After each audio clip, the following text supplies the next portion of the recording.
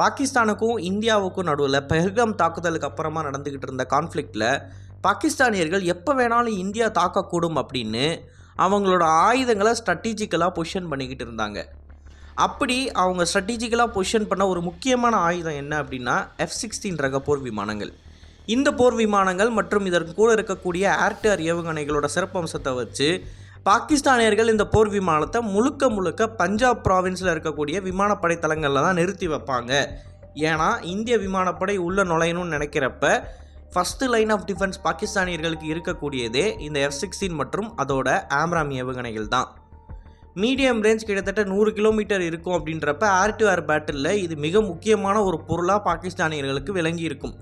ஆனால் பாகிஸ்தானியர்கள் என்ன பண்ணாங்க அப்படின்னா அவங்களோட F-16ஸில் ஒரு கணிசமான அளவுக்கு Block 52 ஃபைட்டர் ஜெட்ஸை கொண்டு போய் கராச்சி துறைமுகத்துக்கு பக்கத்தில் இருக்கக்கூடிய ஃபைசல் மற்றும் மசூர் அப்படின்ற விமானப்படை தளங்களில் நிறுத்தி வச்சுருந்தாங்க.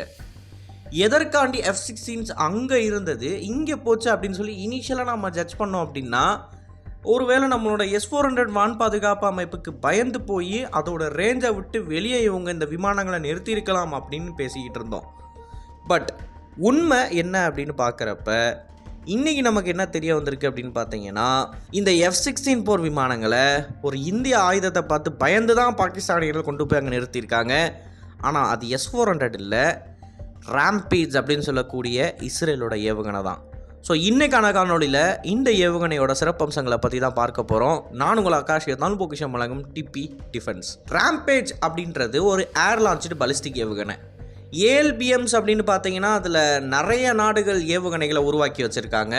இந்த ALBMஸோட சிறப்பம்சம் அப்படின்றது என்னதான் ஏர் லான்ச்டு பலிஸ்டிக் ஏவுகணையாக இருந்தாலும் சிறிய அளவுக்கு ட்ரெஜெக்டரி மாறுதல்களை இதால் பண்ண முடியும். அதன் காரணமாக இது அவ்வளோ சுலபமாக வான் பாதுகாப்பு அமைப்பால் இடைமறுத்து அழிக்க முடியாது.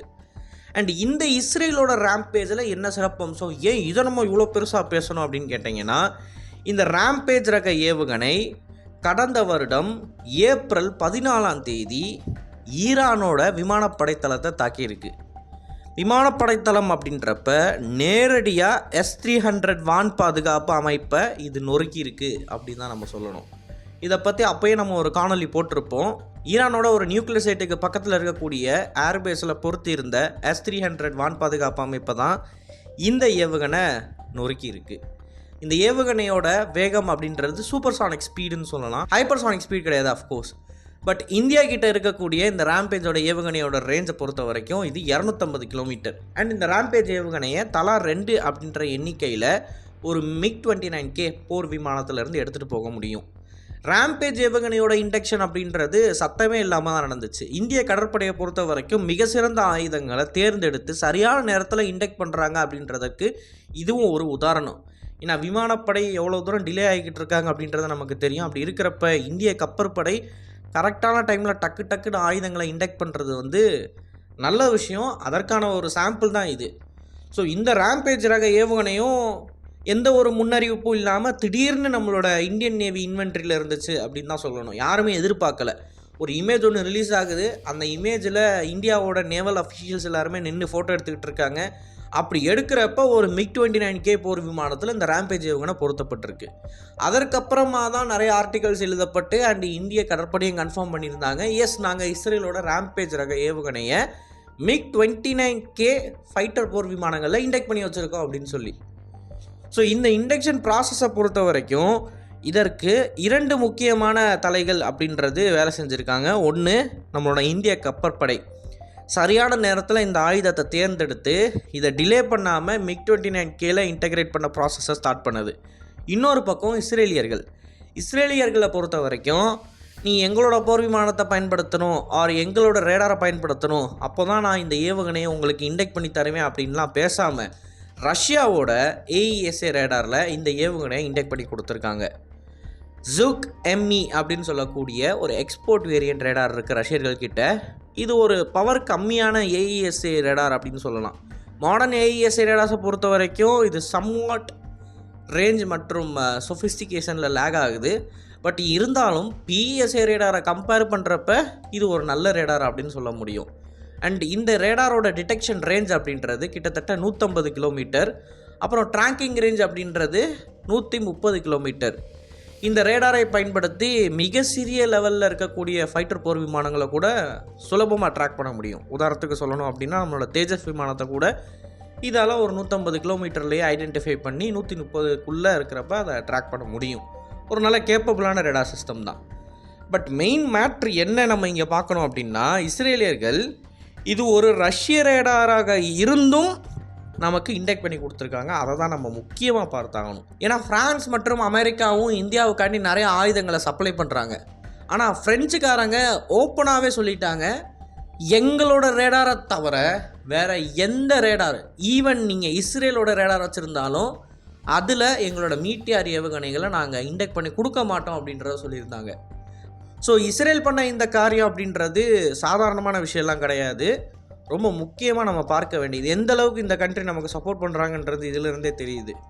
அண்டு இந்த F-16s அப்படின்னு சொல்லக்கூடியதை ஏன் குறிப்பாக கராச்சி துறைமுகத்துக்கு பக்கத்தில் பாகிஸ்தானியர்கள் கொண்டு வந்தாங்க, எப்படி இந்த F-16ஸை டெப்ளாய் பண்ணி நம்மளோட MiG-29Ks அவங்க தடுத்திருக்க முடியும் அப்படின்னு கேட்டிங்கன்னா ஒரே ஒரு ஆப்ஷன் தான். அது AIM-120C ஆம்ராம் ஏவுகணை. இது மட்டும்தான் அவங்களுக்கு இருந்த ஒரே ஆப்ஷன். அண்ட் இந்த ஏவுகணையோட ரேஞ்சுன்றது அப்ராக்சிமேட்டாக ஒரு 100 கிலோமீட்டர் வரும். பியாண்ட் விஷுவல் ரேஞ்ச், நல்ல ஏவுகணை, உலகத்தில் ரொம்ப ப்ரூவனான ஒரு பிளாட்ஃபார்ம் F-16ம் சரி, இந்த ஆம்ராம் ஏவுகணையும் சரி.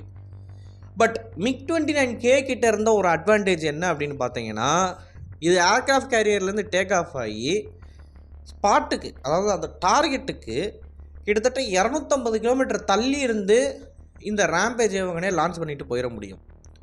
ஸோ பாகிஸ்தானியர்கள் இந்த MiG-29Ks டார்கெட் பண்ணணும் அப்படின்னு நினச்சாங்கன்னா ரொம்ப அதிகமான சார்ட்டிஸை அவங்க பண்ணி ஆகணும். ஆனால் பாகிஸ்தானியர்கள் கொண்டு வந்து நிறுத்தின F-16s வந்து வெறும் ஒரு ஸ்குவாட்ரன் அப்படின்னு தான் இனிஷியல் ரிப்போர்ட்ஸில் சொல்லப்பட்டுச்சு. அதாவது கிட்டத்தட்ட 16லேருந்து 18 F-16s மட்டும்தான் நிறுத்தி வச்சுருந்தாங்க கராச்சி துறைமுகத்தை பாதுகாக்கிறதுக்கு அப்படின்னு சொல்லப்பட்டுச்சு.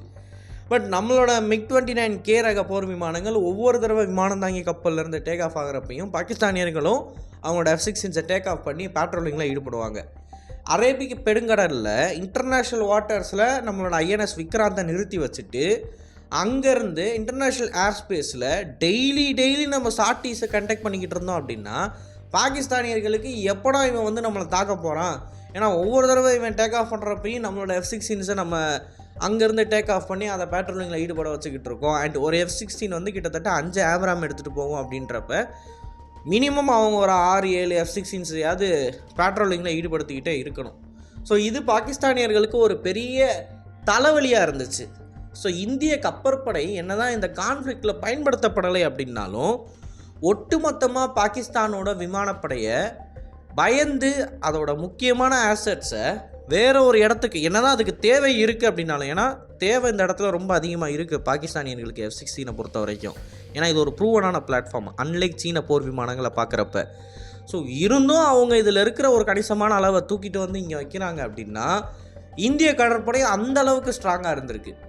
அண்ட் அந்த ஸ்ட்ராங்னஸை இந்த இடத்துல ப்ரொஜெக்ட் பண்ணுறதின் காரணமாக அங்கே நடக்கக்கூடிய ஏர் பேட்டிலில் கிட்டத்தட்ட ஒரு 18 F-16 விமானங்களை தூக்கிடுறோம். ஸோ இதை நம்ம இப்படி தான் பார்க்கணும். இங்கே இந்த F-16 போர் விமானங்கள் நிற்க அங்கே அவங்க சண்டை போடுறப்ப அவங்களுக்கான ஆசட்ஸ் அப்படின்றது கம்மியாகிக்கிட்டே வரும். ஸோ F-16ஸோட சேர்த்து சில JF-17s அவங்க கொண்டு போயிருக்காங்க. அண்ட் JF-17 இருக்கக்கூடிய ஷிப் லான்ச்டு ஏவுகணை தான் இந்தியாவுக்கு எதிரான ஒரு சரியான ஸ்ட்ரைக் பிளாட்ஃபார்ம் அப்படின்னு சொல்லி ஒரு பக்கம் F-16ஸை வந்து MiG-29Kவையும் ரேம்பேஜையும் கவுண்டர் பண்ணுறதுக்கும், இன்னொரு பக்கம் JF-17ஸை நம்மளோட போர்க்கப்பல்கள், நம்மளோட மிகப்பெரிய டெஸ்ட்ராயர்ஸ் INS விசாகப்பட்டினம் கிளாஸில் நம்ம கட்டியிருக்கோம் இல்லையா, அதை கவுண்டர் பண்ணுறதுக்கும் அவங்க டெப்ளாய் பண்ணியிருக்காங்க. ஸோ இந்திய கப்பற்படை என்ன பண்ணியிருக்காங்க அப்படின்னா ஒன்றுமே பண்ணலை. சும்மா அவங்களோட போர்க்கப்பல்களை கொண்டு போய் நிறுத்தியே பாகிஸ்தானோட மிக முக்கியமான வெப்பன்ஸ் ஆசட்ஸ் எல்லாத்தையுமே பேட்டில் ஃபீல்டில் அவங்கள பயன்படுத்த விடாமல் கொண்டு வந்து இங்கே நிறுத்தி வச்சுருக்காங்க. ஆக்சுவலாக இந்திய கப்பற்படைக்கு எதிராக பாகிஸ்தானியர்கள் அவங்களோட ஏர் அசெட்ஸ், கராச்சி துறைமுகத்துக்கு பக்கத்தில் இருந்த ஏர் அசெட்ஸ் எதையுமே யூஸ் பண்ணலை. யூஸ் பண்ண வேண்டிய சூழ்நிலை வரும் அப்படின்னு தான் அங்கே நிறுத்தியிருந்தாங்க, பட் யூஸ் பண்ணலை. ஆனால் அந்த பக்கம் பார்த்தீங்க அப்படின்னா ஒவ்வொரு நாள் ராத்திரியும் கிட்டத்தட்ட 150 போர் விமானங்கள் மாறி மாறி BVR ஏவுகணையெல்லாம் லான்ச் பண்ணிக்கிட்டே இருந்துச்சு. அங்கே அவங்களோட ஏர் அசெட்ஸ் யூஸ் ஆகிக்கிட்டு தான் இருந்துச்சு. ஸோ இங்கே நிறுத்தி வைக்கப்பட்டிருந்த ஏர் அசெட்ஸுன்றது அங்கே போயிருந்துச்சு அப்படின்னா நமக்கு எதிரான டேமேஜ் அப்படின்றது இன்னும் கொஞ்சம் அதிகமாக இருக்கும். இந்திய கடற்படை பேசிக்கலி ஒன்றுமே பண்ணாமல் அங்கே நின்னதுனால மட்டுமே பாகிஸ்தானியர்கள் அவங்களோட முக்கியமான ஆயுதங்களை கொண்டு வந்து இங்கே நிப்பாட்டியிருக்காங்க. ஸோ இது எந்த அளவுக்கு நம்மளோட கடற்படை அவங்களோட அப்டேட்டில் ப்ராப்பராக இருக்காங்கன்றதை காட்டுது. மாடர்னைசேஷன் ப்ரோக்ராமை பொறுத்த வரைக்கும் ஆர்மியும் சரி, ஏர்ஃபோர்ஸும் சரி, கப்பற்படையும் சரி 3 பேருமே அதில் ஈடுபட்டுக்கிட்டு தான் இருக்காங்க. அதில் ஒரு சில முக்கியமான கேட்டகரிஸ் இருக்கும், ரூல்ஸ் அண்ட் ரெகுலேஷன்ஸ் இருக்கும். ஒன்று என்ன அப்படின்னு பார்த்தீங்கன்னா, ஆத்ம நிர்பர் பாரத். ஒரு குறிப்பிட்ட அளவுக்கு ஆயுதம் இந்த டைப் ஆஃப் வெப்பனை வந்து நம்மளோட கடற்படையோ விமானப்படையோ இண்டெக்ட் பண்ணணும் அப்படின்னு சொல்லி போகிறப்ப அரசாங்கம் என்ன சொல்லுவாங்க அப்படின்னா, வெளிநாடுகள் கிட்டேருந்து வாங்காதீங்க. லெட்ஸே ஒரு சூப்பர்சானிக் க்ரூஸ் மிசைல் எங்களுக்கு தேவை அப்படின்றப்ப அது வெளிநாட்டிலேருந்து நீங்கள் வாங்கக்கூடாது. பிரம்மோஸ் ஏவுகணை இருக்குது, பிரம்மோஸில் நீங்கள் ஆர்டர் பண்ணுங்கள் அப்படின்னு சொல்லி அரசாங்கம் அறிவுறுத்தலை கொடுப்பாங்க. அப்போ தான் உள்நாட்டில் டிஃபென்ஸ் மேனுஃபேக்சரிங் அப்படின்றது நல்ல முறையில் வளரும். ஸோ இந்த மாதிரியான கேட்டகரிஸ் எல்லாம் இருக்கிற சூழ்நிலையினால் இன்றைக்கி காலகட்டத்துக்கு அவ்வளோ சுலபமாக நம்மளோட மிலிட்டரியை மாடர்னைஸ் பண்ண முடியாது. ஏன்னா நம்ம நிறைய பார்க்க வேண்டியது இருக்குது. கம்பெனிஸை பார்க்கணும், டாட்டா எப்படி மேனுஃபேக்சர் பண்ணுவாங்க, மஹிந்திரா எப்படி மேனுஃபேக்சர் பண்ணுவாங்க. ஸோ பேக்ரவுண்டில் நிறைய வேலை நடக்கும். பட்டு இந்த வேலையை பொறுத்த வரைக்கும் ஆர்ம்டு ஃபோர்ஸஸ், ஆர்மியும் சரி விமானப்படையும் சரி பயங்கரமாக திணறினாங்க. அதுவும் ஹிந்துஸ்தான் ஏரோநாட்டிக்கலோட இந்திய விமானப்படை வந்து லிட்ரலி சண்டையே போட்டாங்க. எங்களுக்கு சரியான நேரத்தில் ஆயுதங்கள் வரமாட்டேங்குது அப்படின்னு சொல்லியிருக்காங்க. அண்ட் ஆர்மி டிஆர்டியோட கொலாப் பண்ணி உருவாக்கின அர்ஜுன் பீரங்கி அப்படின்றதும் பெரிய லெவலில் இன்டகிரேஷன் மற்றும் எக்ஸ்பெக்டேஷன்ஸை மீட் பண்ணலை. இப்படிப்பட்ட பிரச்சனைகள்லாம் இருக்கிறப்ப நேவி மட்டும் ஸ்மூத்தாக என்னென்ன ஆயுதங்களை உள்நாட்டில் மேனுஃபேக்சர் பண்ணி இம்போர்ட் பண்ண முடியும், எந்தெந்த ஆயுதங்களை வெளிநாட்டில் மேனுஃபேக்சர் பண்ணி, அதாவது இந்த ரேம்பேஜ் மாதிரியான ஏவுகணை அப்படின்னு வர்றப்ப ரொம்ப சரியான நேரத்தில் டக்குன்னு இண்டக்ஷன் ப்ராசஸை முடித்து அது இப்போ பயன்படுத்தப்படுது, ஒரு கான்ஃப்ளிக்டில் நமக்கு கை கொடுக்குது அப்படின்றப்ப கப்பற்படை வந்து மிக சிறப்பாக வேலை செய்யுது அப்படின்றது நமக்கு தெளிவாக தெரியுது. ஆனால் இதை ஏன் திருப்பி சொல்கிறேன் அப்படின்னா, 2019 பிவிஆரை பொறுத்த வரைக்கும் நமக்கு ஒரு பெரிய நெகட்டிவ் இருந்துச்சு. பிவிஆர் மற்றும் ஏஇஎஸ்ஏ ரேடார் மாதிரியான மிக முக்கியமான தொழில்நுட்பங்களில் பெரிய ஒரு ட்ராபேக் நம்மக்கிட்ட இருந்துச்சு, ஹேண்டிகேப் இருந்துச்சு அப்படின்னு சொல்லணும். இது முழுசாக மாறுச்சா 5 வருஷத்தில் அப்படின்னு கேட்டிங்கன்னா ஃபுல்லாக மாறல. பட் அப்போது கம்பேர் பண்ணுறப்ப இப்போ நம்மக்கிட்ட மிக சிறப்பான பிவிஆர் கேப்பபிலிட்டி இருக்குது, அதை நான் ஒத்துக்கிறேன். ஆனாலும் இந்த அஸ்த்ரா மார்க் 2ஓட இண்டக்ஷன் ப்ராசஸாக இருக்கலாம், இல்லை தேஜஸ் போர் விமானங்கள். தேஜஸ் வந்து ஒரு அதிநவீன போர் விமானம், அதில் இருக்கிற சென்சர்ஸ், வெப்பன்ஸ் பேக்கேஜ் அப்படின்றது தி பெஸ்ட்டு.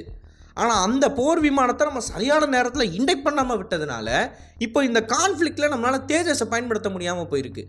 ஆனால் இந்த மாதிரி எந்த ஒரு பிரச்சனையுமே இல்லாமல் ஸ்மூத்தாக என்ன டெஸ்ட்ராயர் வேணும், அந்த டெஸ்ட்ராயரில் என்னென்ன ஆயுதங்கள் இருக்கணும், ஏர்க்ராஃப்ட் கேரியர்ஸில் எத்தனை போர் விமானங்கள் இருக்கணும், இப்படி எல்லாத்தையுமே இந்திய கடற்படை சுலபமாக பண்ணிக்கிட்டு இருக்காங்க. அஃப்கோர்ஸ் அவங்க சைட்லேயும் நிறைய ப்ராப்ளம்ஸ்லாம் வந்திருக்கு இதுக்கு முன்னாடி. ஃபார் எக்ஸாம்பிள் ஐஎன்எஸ் விக்ராந்தோட ப்ராஜெக்டோட டீலே, அப்புறம் இந்த ரஃபேல் போர் விமானத்தோட ஆக்விசிஷன் ப்ராசஸ்ஸு, இதெல்லாம் கொஞ்சம் டிலே ஆச்சு தான். ஆனால் கம்பேரிட்டிவ்லி ஆர்மி ஏர்ஃபோர்ஸை பார்க்குறப்ப நேவியோட செயல்பாடு அப்படின்றது மிகவும் கமெண்டபுளாக இருக்குது. அது மட்டும் இல்லாமல் நான் ஏன் இவ்வளோ தூரம் ஸ்ட்ரெஸ் பண்ணி பேசுகிறேன் அப்படின்னா, நேவி இவ்வளோ தூரம் சிறப்பாக செயல்படுறதை யாருமே பேச மாட்டாங்க. நேவி வந்து ஒரு அண்டர் ரேட்டட் பர்சன், பயங்கரமாக வேலை செய்வாங்க, ஆனால் யாருமே பாராட்ட மாட்டாங்க. ஸோ இன்றைக்கான காணொலியில் நம்மளோட காணொலியின் மூலமாக இதை தெரிவிச்சிருக்கோம். ஸோ இதை பற்றின உங்களோட கருத்துக்களை மறக்காமல் கமெண்ட்ஸில் பதிவிடுங்க. அண்ட் இந்த மாதிரி நிறைய தகவலை தெரிந்து கொள்ள டிபிடிஎஸ் பேஜை ஃபாலோ பண்ணிக்கோங்க. நல்லது இப்போ இருந்து நல்ல சமுதாயத்தை உருவாக்கும். நன்றி, வணக்கம்.